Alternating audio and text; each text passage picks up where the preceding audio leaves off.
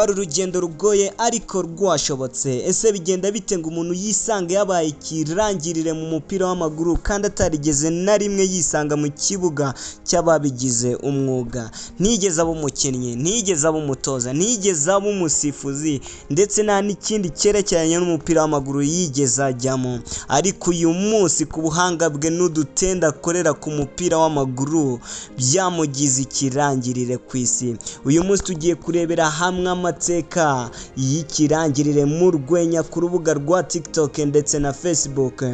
Bamwita John Fanuel Masamaki uzi ku izina rya Zero Brain. Uyu munsi yabonye izuba mu 1990. Uyu munsi afite imyaka 26.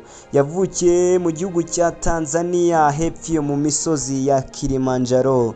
Yakuriye mu muryango utifashije, udakize cyane ariko utanakennye.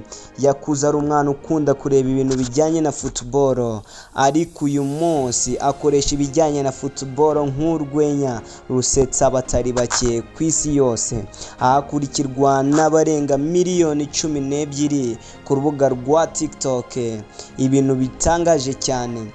Uhereye igihe yatangiriye mu mwaka wa 2023 nibwo yatangiye gufata amavideo magufiya cyane akina umupira w'amaguru yigana abakinnyi bakomeye cyane ku isi harimo nka Cristiano Ronaldo, Lionel Messi ndetse na Neymar Junior dos Santos.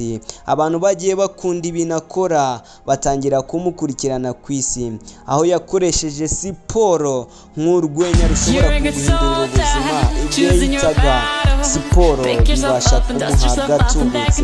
Ni umunyarwenya uzasanga adakunda kujya mu bintu bijyanye na social media, aho abandi banyarwenya bakunda kwamamaza ku mateleviziyo, amaradiyo, ariko we uzasanga ubuzima bwe yarabugize ubwiru, ariko abatari bake ku isi ntibatinya kumukurikira.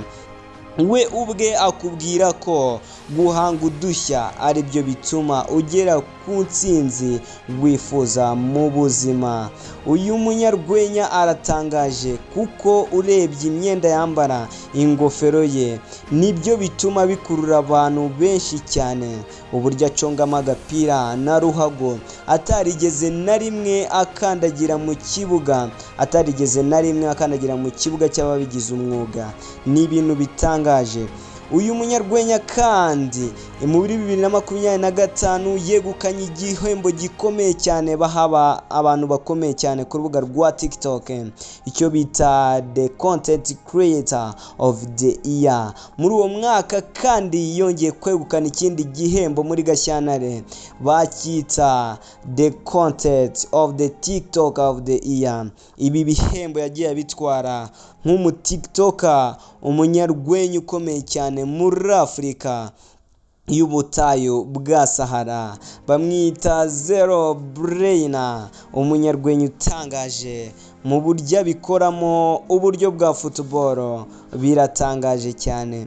Ese wowe hari icyo utekereza gukora? Wicika intege, komerezaho, byose birashoboka. Ni MC Clement TV. Nkurikira tugomye turebe byinshi utaruzi ku byamamare muri politike ndetse n'ahandi hose. Ciao ciao.